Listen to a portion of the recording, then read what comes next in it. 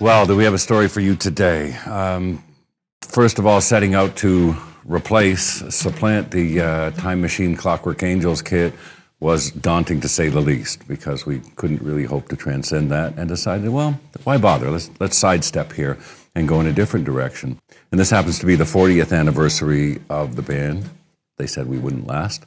R40, and I thought back, okay, 10 years ago already, R30 kit. I thought of that design because it had been very personal to me in a number of ways that we'll outline. I thought, what if we do an upgrading of that? And then long about that time came a new technology of wood inlays from a company in Indiana with Doug and Eric supervising that kind of work. It's super fine marquetry, I think it's technically called, in which all of these designs are made from separate pieces of wood and inlaid into the mother wood, as it were.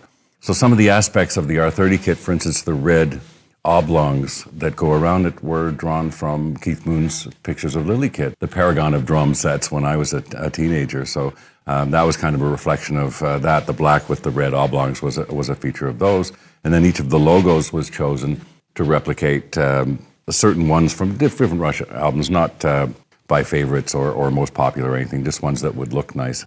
And we did them with a silver laser effect that time. This time they were all done with laser cutouts. And if you can see the fine nature of it, you can just see the grain of the wood in the individual pieces, because the laser cuts out the female on a bevel, and then the design has to be countersunk into that. So it's quite an intricate piece of work, and great that it's being done right in Indiana, the amber waves of grain.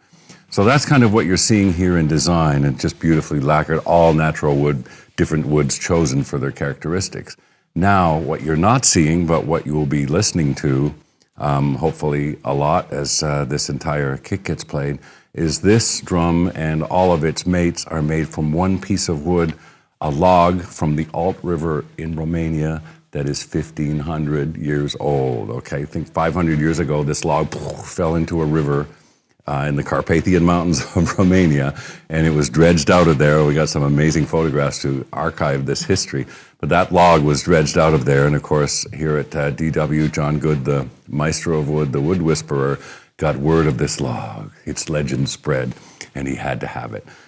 So when I started talking about this kit with John, and I played some prototype shells of that, and it was an instant decision. As soon as I'd played the toms and the way they sang together and the resonance they had, it was like, oh yes, I want that log too. So we conceived all that, and this is actually 13-ply version of the Icon snare drum, which will be the heart of the entire new R40 kit this year.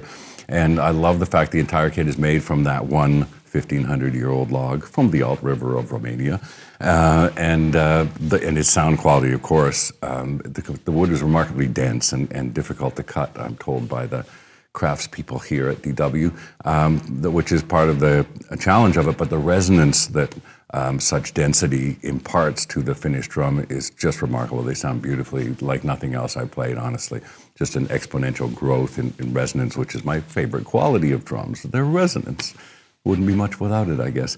So that's an amazing story that came together. I think it's just remarkable that all of that history of this one, the slogan, I think they're using 1,500 years in the making.